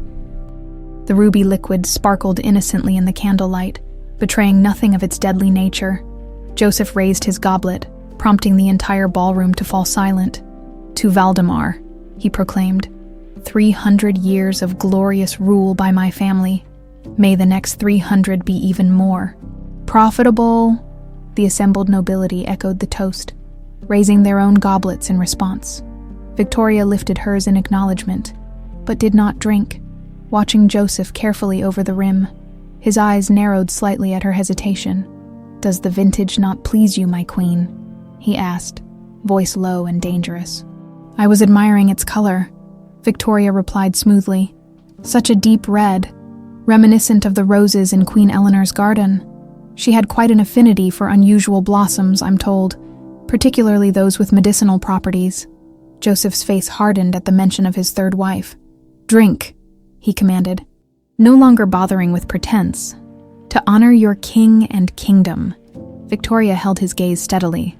"I wonder, your majesty, if you might honor me by exchanging goblets. In my humble village, it was tradition for newly wedded couples to drink from each other's cup at celebrations, a symbol of shared fate." The ballroom had gone utterly silent, the assembled nobility sensing the tension between king and queen. Joseph's expression flashed with fury before smoothing into a cold smile. "How? Quaint," he replied. "But we needn't indulge peasant superstitions at a royal gathering." Victoria placed her goblet deliberately on the table.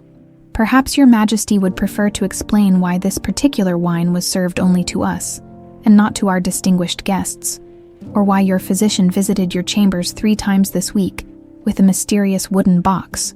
Gasps echoed through the ballroom. Joseph's face contorted with rage as he realized his plot had been discovered. His hand moved swiftly toward Victoria, but before he could reach her, Prince Matthew stepped between them. "That's enough, brother," Matthew said firmly. "The game is over." Joseph stepped back, his eyes darting between Matthew and Victoria, calculating his options. Then, with surprising speed, he overturned the table in a crash of goblets and platters, using the distraction to shove past the guards and sprint toward a side entrance. "Stop him," Franklin commanded, as the loyal guards they had positioned moved to intercept. Joseph reached for a decorative sword mounted on the wall, swinging it wildly to keep the approaching guards at bay. "This is treason," he shouted. "I am your king. Arrest them all." But the guards continued their advance, forcing Joseph to retreat toward the grand staircase. Victoria moved forward, her voice cutting through the chaos. "Joseph of Valdemar," she called, removing the medallion from beneath her gown and holding it high for all to see. "You stand accused of the murders of Queen Sophia, Catherine, and Eleanor, of embezzlement from the royal treasury, of driving this kingdom to the brink of ruin for your personal gain." The gleaming medallion of Castella caught the light, its significance immediately recognized by many of the older nobles whose gasps spread through the crowd. "The Castellan princess lives," someone whispered, the words rippling outward. Joseph's eyes widened with shock, then narrowed with hatred. "Lies," he spat. "She's a baker's daughter playing at politics, nothing more." Victoria ascended the first steps of the staircase, her midnight blue gown sweeping behind her like a shadow. "I am Victoria of Castella, granddaughter of King Alejandro, daughter of Princess Catalina. Your father knew I survived, Joseph. He honored the treaty between our kingdoms, the one you tried to bury along with your wives." Lord Thornfield stepped forward, his aged voice carrying surprising strength. "Is there proof of these accusations, your majesty?" "Abundant proof," Prince Matthew answered, producing the financial documents they had discovered, the treasury record showing systematic theft, Queen Sophia's hidden will, Queen Eleanor's journals detailing her poisoning symptoms. As Matthew spoke, Franklin directed guards to block all exits, while Lucy gathered the poisoned wine as evidence. Emma slipped through the crowd, delivering a small package to Victoria, the wooden box they had found hidden in Joseph's chambers, containing vials of clear liquid, surrounded and exposed. Joseph's composure finally shattered. "You think you've won?" he snarled at Victoria. "A foreign princess and a traitorous brother. The people will never accept you." "The people have already accepted her," called a voice from the crowd. one of the younger nobles who had witnessed Victoria's food distribution in the lower city. Others joined in, voicing support for the queen, who had shown more concern for the common people in weeks than Joseph had in years. Joseph looked around wildly, seeing former allies stepping back, distancing themselves from his downfall. With a roar of fury, he charged up the stairs toward Victoria, sword raised high. The moment seemed to stretch endlessly, Joseph's blade descending, Victoria standing her ground, the horrified crowd below. Then a blur of movement as Prince Matthew intercepted his brother, deflecting the blow with his own ceremonial sword. The brothers faced each other on the staircase, steel ringing against steel. Joseph fought with the desperate fury of a cornered animal, while Matthew defended with the disciplined skill of a military commander. "I should have killed you years ago," Joseph hissed, lunging forward. "Perhaps," Matthew agreed, parrying the attack. "But your arrogance always made you blind to true threats." With a precise maneuver, Matthew disarmed his brother, sending Joseph's sword clattering down the marble stairs. Guards immediately surrounded the former king, forcing him to his knees before Victoria. The traditional punishment for regicide, attempted or successful, is execution, Victoria announced, her voice echoing throughout the silent ballroom. The nobility held their breath, expecting the sentence to fall. Instead, Victoria continued, "But Valdemar has seen enough death. Justice does not require more bloodshed." She looked directly into Joseph's hate-filled eyes. "Joseph of Valdemar, I strip you of your title and crown. You are sentenced to permanent exile beyond the northern border. With none of the wealth or power you so coveted." Joseph's face contorted with disbelief. "You would let me live, after everything." "Not out of mercy," Victoria replied coldly, "but because living without power, without luxury, without the ability to control others, that is a far greater punishment for someone like you than a quick death could ever be." As the guards led Joseph away, his final shouts echoing back through the grand hallway, Victoria stood tall before the astonished nobility of Valdemar. The medallion of Castella gleamed against her gown, a symbol of her true heritage now revealed to all. The Kingdom of Valdemar had witnessed the fall of a tyrant and the rise of its true queen, not through bloodshed, but through justice. The coronation of Victoria as the legitimate Queen of Valdemar took place 3 weeks after Joseph's exile. Unlike the ostentatious ceremonies of previous monarchs, Victoria chose a more modest affair that combined royal tradition with meaningful innovation. The Great Cathedral of Valdemar, normally reserved for only the nobility during such events, opened its doors to common citizens as well. Bakers, farmers, blacksmiths, and merchants stood alongside dukes and barons, their presence a physical manifestation of Victoria's vision for a united kingdom. "A realm divided by birth cannot stand strong against adversity," she had explained to a skeptical royal council. "If our people are to share in the kingdom's burdens, they must also share in its ceremonies." As Victoria walked down the cathedral's center aisle, her gown gleamed silver and blue, the colors of both Valdemar and Castella united in symbolic harmony. On her shoulders rested a mantle of deep purple, traditionally worn by Valdemar's rulers, but reworked with simpler lines and fewer jewels. The excess gems had been sold to replenish the depleted treasury, a fact known to all present. Lord Thornfield, as head of the royal council, stood ready with the ancient crown, a circlet of gold set with sapphires and white diamonds. Prince Matthew waited nearby in his role as commander of the royal forces, his posture military straight, his expression solemn, but with undeniable pride in his eyes. "People of Valdemar," Thornfield announced, his aged voice carrying through the hushed cathedral. "We gather to witness the crowning of Victoria of Castella, rightful Queen of Valdemar through marriage, and now through the council's confirmation." Victoria knelt before the altar, her head bowed as Thornfield recited the traditional coronation oath. When he finished, he departed from centuries of protocol by turning not just to the nobility, but to all assembled. "Do you, people of Valdemar, accept Victoria as your rightful queen? Will you pledge her your loyalty and support, as she pledges you her protection and wisdom?" "We will," came the thunderous response, echoing from both silk-clad nobles and rough-clothed commoners alike. As the crown settled upon her head, Victoria felt its weight, not just the physical heft of gold and gems, but the responsibility it represented. She rose to her feet, turned to face her kingdom, and spoke the words she had carefully prepared. "I stand before you as Queen of Valdemar, bearing the blood of Castella, raised among bakers and merchants. I have known both palace and poverty, and I swear this day that I will govern with the wisdom gathered from all walks of life." Her clear voice carried to the farthest corners of the cathedral. "Valdemar will be a kingdom where justice prevails over privilege, where merit outweighs birth, where compassion guides our laws." After the ceremony, Victoria rode through the streets in an open carriage, breaking with the tradition of closed royal processions. The people lined the route, cheering not with the dutiful enthusiasm shown to Joseph, but with genuine hope. Where Joseph had demanded adoration, Victoria had earned respect. The work of rebuilding began immediately. In her first council meeting as crowned queen, Victoria spread Joseph's private financial records before the astonished lords. "The treasury has been systematically drained," she explained as they examined the damning evidence. "The land seized from Queen Sophia's family must be returned to her rightful heirs. The silver mines taken from Queen Catherine's relatives must likewise be restored." "But Your Majesty," protested Lord Harlow, one of the oldest council members, "without those resources, how will the crown maintain its obligations? The army, the court, the diplomatic missions all require substantial funding." Victoria smiled. Having anticipated this objection, "The court will operate with reduced pageantry, the excessive feasts, the imported luxuries, the countless servants performing redundant tasks. All shall be scaled back to reasonable levels." Several nobles shifted uncomfortably as she continued.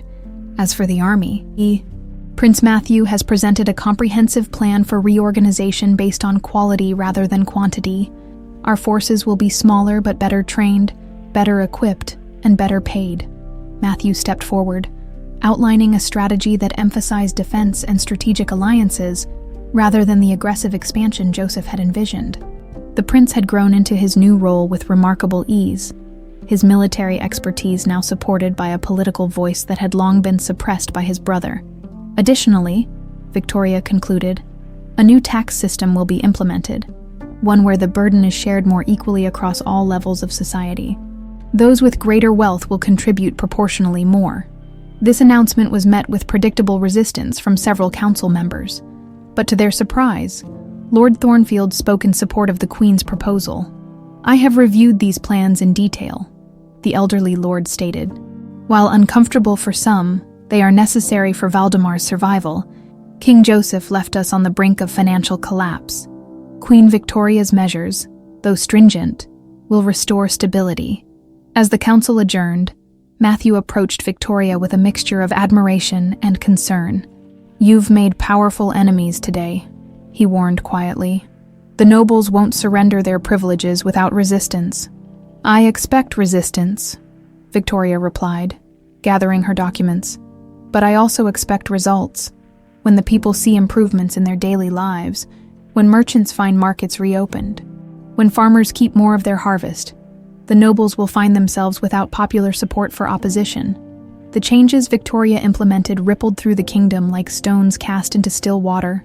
Within the first year of her reign, the most oppressive taxes were reduced, particularly those affecting farmers and craftspeople.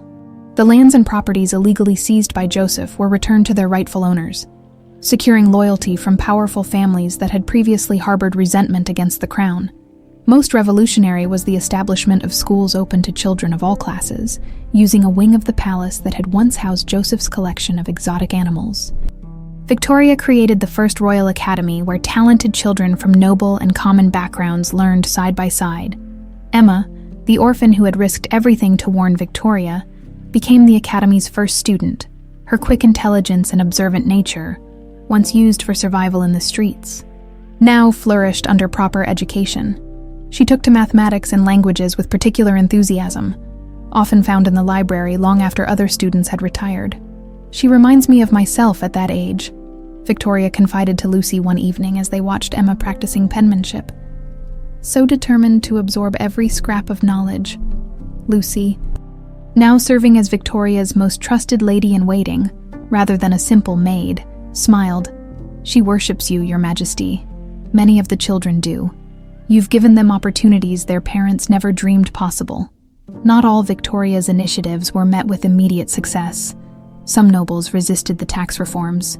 Finding creative ways to conceal their wealth, merchants accustomed to bribing officials for favorable treatment complained about the queen's strict anti-corruption measures. The clergy, long aligned with aristocratic interests, initially viewed the queen's reforms with suspicion, yet Victoria persisted, building alliances where possible and standing firm where necessary. When Lord Harlow organized a protest against the commoner policies, Victoria invited him and his supporters to tour the lower city with her, witnessing firsthand the conditions their privileged perspective had allowed them to ignore. "This child is the same age as your granddaughter," she told Harlow, introducing him to a thin girl working at a tannery. "Yet while your granddaughter studies music and art, this one risks her health daily in toxic conditions. Tell me, my lord, is this the Valdemar you wish to preserve?" The strategic restoration of Castella became another cornerstone of Victoria's reign. Using the ancient treaty Matthew had discovered, she established formal diplomatic relations with the government that had replaced her grandfather's rule. Rather than demanding immediate restoration, she negotiated a gradual process where exiled Castellan nobles could return to their homeland. Political prisoners would be released, and trade between the kingdoms would resume. Prince Matthew led these diplomatic missions personally, his military reputation providing weight to the negotiations. Upon returning from his third such journey, he reported to Victoria in her study, where maps of both kingdoms covered the walls.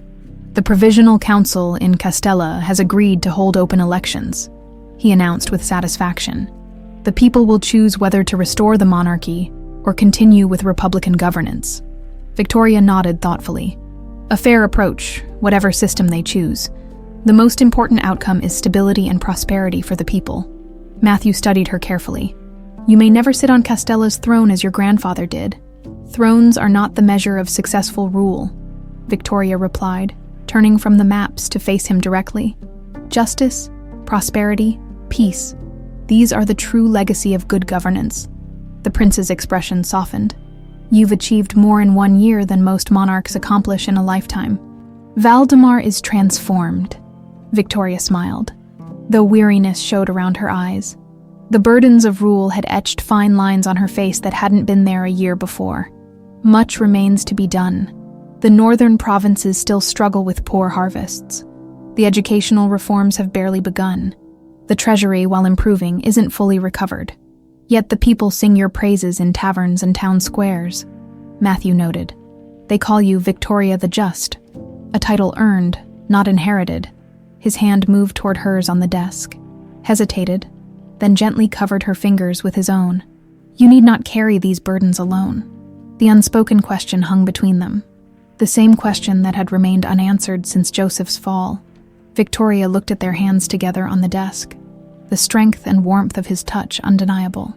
"Valdemar needs stability," she said softly. "The people must know their queen rules in her own right, not as an extension of another." Matthew nodded, understanding her reasoning, but unable to hide the disappointment in his eyes. "Of course, Your Majesty. I remain your loyal commander and advisor. Nothing more."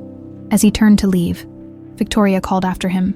"The kingdom's foundation is still settling, Matthew. What isn't possible today may become possible tomorrow." Hope flickered across his face before he mastered his expression and bowed formally. "Then I shall continue serving Valdemar and its queen, while foundations strengthen and new possibilities emerge." 15 years passed like the turning pages of a well-loved book. Valdemar flourished under Victoria's guidance, transforming from a kingdom on the brink of financial ruin to a model of prosperity and justice. The Royal Academy she had founded now occupied 3 buildings, educating hundreds of students regardless of birth, trade agreements with neighboring realms, including a restored Castella, now a constitutional monarchy with Victoria's distant cousin on the throne, had created unprecedented stability in the region. Victoria stood at her study window, observing the palace gardens where Emma, now a striking young woman of 23, led a group of academy students through a mathematics lesson. Emma's intelligence and dedication had made her the youngest professor in the academy's history, specializing in both mathematics and governance. "Your Majesty," Lucy called softly from the doorway. Though her copper hair now showed streaks of silver, Lucy remained Victoria's most trusted confidant. Having risen to the position of royal chamberlain, A messenger has arrived from the northern border village of Stonecrest. He insists the matter is urgent. Victoria turned from the window with a slight furrow in her brow.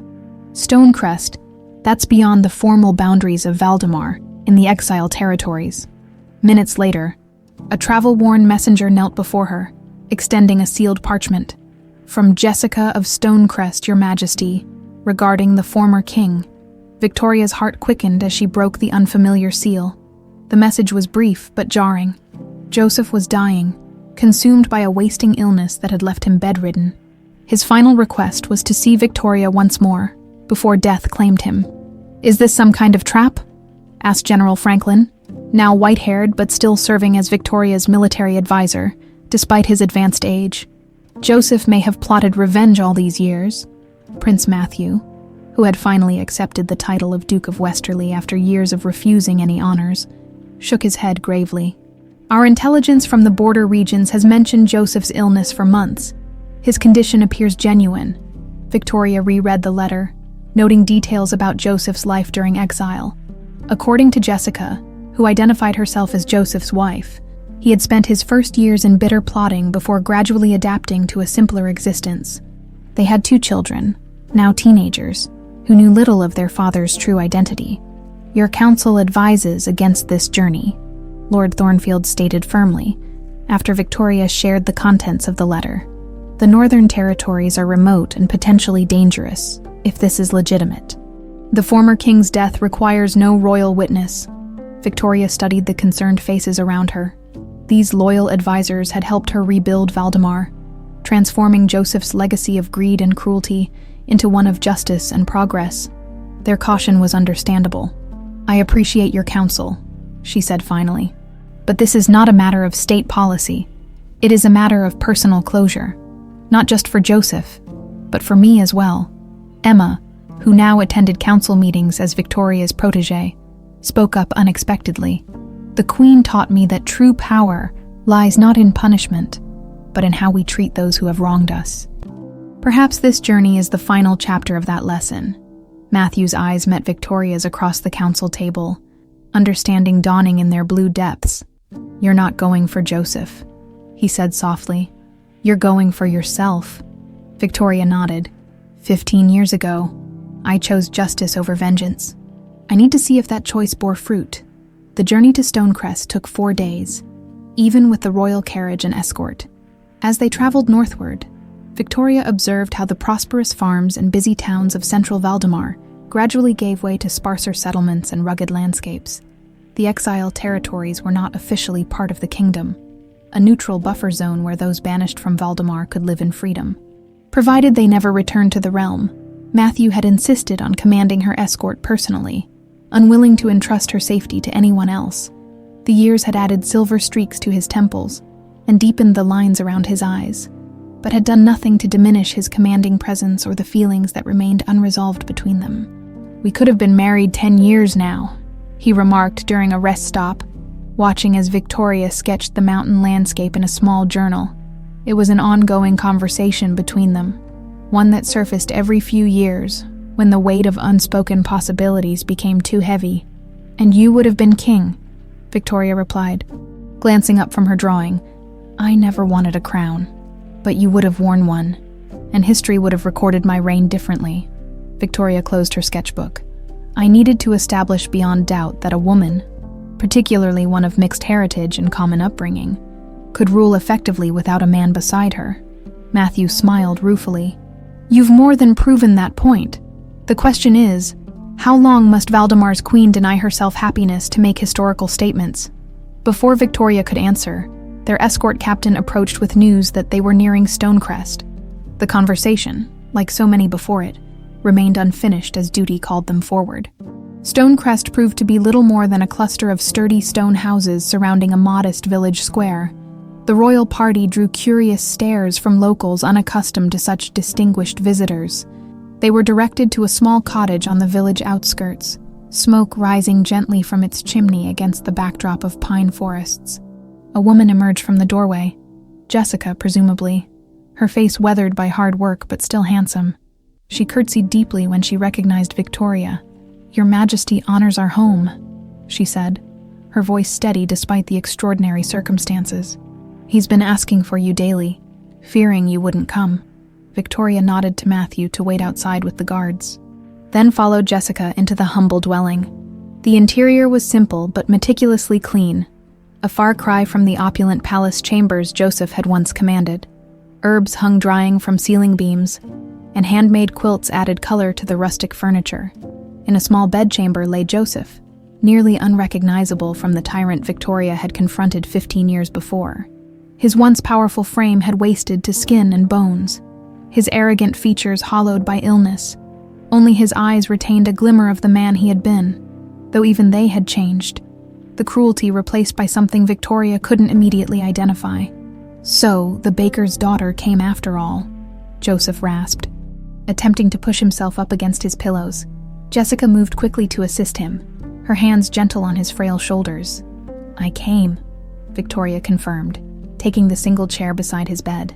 "Though I confess I questioned the wisdom of it." Joseph's laugh dissolved into a rattling cough. When he recovered, he gestured weakly around the room. "Not exactly the grand deathbed scene of a king, is it? No marble statues? No weeping courtiers? No golden sarcophagus waiting? Yet you seem to have what matters most," Victoria observed, noting the evident care in his surroundings. Fresh flowers on the bedside table, carefully folded linens, a child's drawing pinned to the wall. Joseph followed her gaze, his expression softening. "My daughter's work. She has talent," Jessica says. He looked toward his wife, who stood watchful at the foot of the bed. "Jessica says many things I should have learned to hear sooner." An awkward silence fell between them, filled with the weight of their shared history, the cruelty he had inflicted, the justice she had delivered. "Why did you ask me to come, Joseph?" Victoria finally asked. "Surely not for pleasant reminiscence."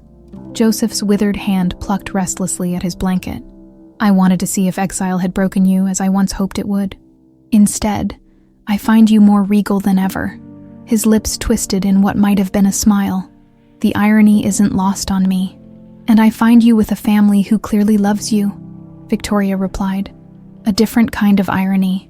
Joseph's eyes moved to Jessica, who watched him with unmistakable tenderness, despite knowing his past. "I didn't deserve this," he whispered. "Any of it. This love came when I had nothing to offer but bitterness and a false name." Jessica stepped forward, taking her husband's hand.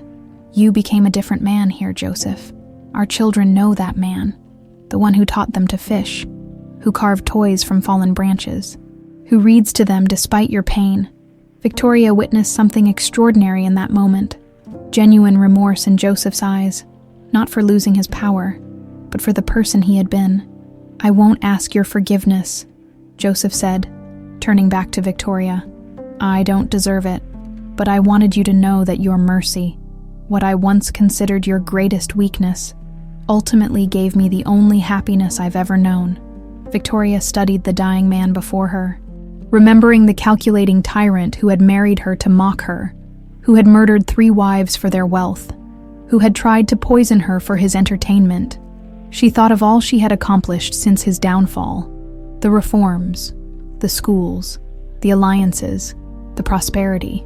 "Forgiveness isn't about deserving, Joseph," she said finally. "It's about releasing the past, not for the offender's sake, but for the one who was wronged." She reached across the space between them, a space filled with history and hatred, murder and mercy, and placed her hand briefly over his. "I forgive you, not because you've earned it, but because carrying that hatred serves no purpose in the life I've built." Tears gathered in Joseph's eyes, perhaps the first genuine emotion he had ever shown her. "I wasted so many years," he whispered. "So much power used for nothing of value. But you learned, eventually," Victoria said, rising to leave. "That's more than many manage in a lifetime." As she turned to go, Joseph called after her. "The kingdom, it prospers under your rule." Victoria paused at the doorway. "It does.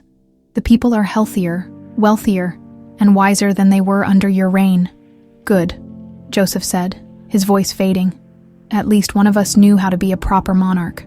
Joseph died that night, with Jessica and his children beside him. Victoria remained in Stonecrest long enough to attend the simple funeral, where villagers who had known nothing of the dead man's true identity spoke of his kindness as a neighbor and his devotion as a father. On the journey back to the capital, Victoria found herself unexpectedly unburdened. As though a weight she hadn't realized she carried had been lifted from her shoulders. The confrontation with Joseph had provided a resolution she hadn't known she needed, not just for the past, but for her future as well. As the royal carriage approached the city gates, she turned to Matthew, who had been quietly observing her thoughtful mood throughout their return journey. "You asked how long Valdemar's queen must deny herself happiness to make historical statements," she said, referencing their interrupted conversation from days earlier. Matthew studied her face, noting the new serenity in her expression. "I did. The answer is, 15 years was sufficient," Victoria said simply. "My legacy is secure. The reforms we've implemented will outlast us both. Emma is prepared to continue our work." Matthew's eyes widened as he absorbed her meaning. "Victoria, are you saying—" "I'm saying that it's time for me to follow the wisdom I offered Joseph about forgiveness. I've been holding myself prisoner to the past, to the fear that accepting personal happiness would somehow diminish what I've accomplished as queen." The royal carriage passed through the city gates, where citizens called out greetings to their beloved queen. Victoria waved in acknowledgement, then turned back to Matthew. "The council has already approved my proposal to name Emma as my successor. She has the intelligence, the training, and most importantly, the compassion to lead Valdemar forward." "She'll make a fine queen," Matthew agreed. "But that doesn't explain—" Victoria smiled, reaching for his hand across the carriage seat. "Sometimes the greatest gift we can give ourselves is the liberation that comes from forgiveness, even when the person we need to forgive is ourselves." Understanding dawned in Matthew's eyes as Victoria continued. "I didn't just forgive Joseph in that cottage. I forgave myself for wanting more than duty alone." As the carriage approached the palace, Victoria gazed at the kingdom she had transformed from a place of cruelty and persecution to one of justice and opportunity. Her journey had begun with a desire for vengeance, but had evolved into something far greater, the creation of a legacy that would endure long after she was gone. In the weeks that followed, Victoria announced 2 momentous decisions to her astonished kingdom: the appointment of Emma as her successor, and her marriage to Matthew, who would take not the title of king, but that of prince consort, supporting her reign while acknowledging her independent authority. The story that had begun with an act of cruelty against a woman because of her common origins concluded with the greatest lesson a kingdom could learn: that true nobility is found not in blood or birth, but in the choices made to create a better world for all.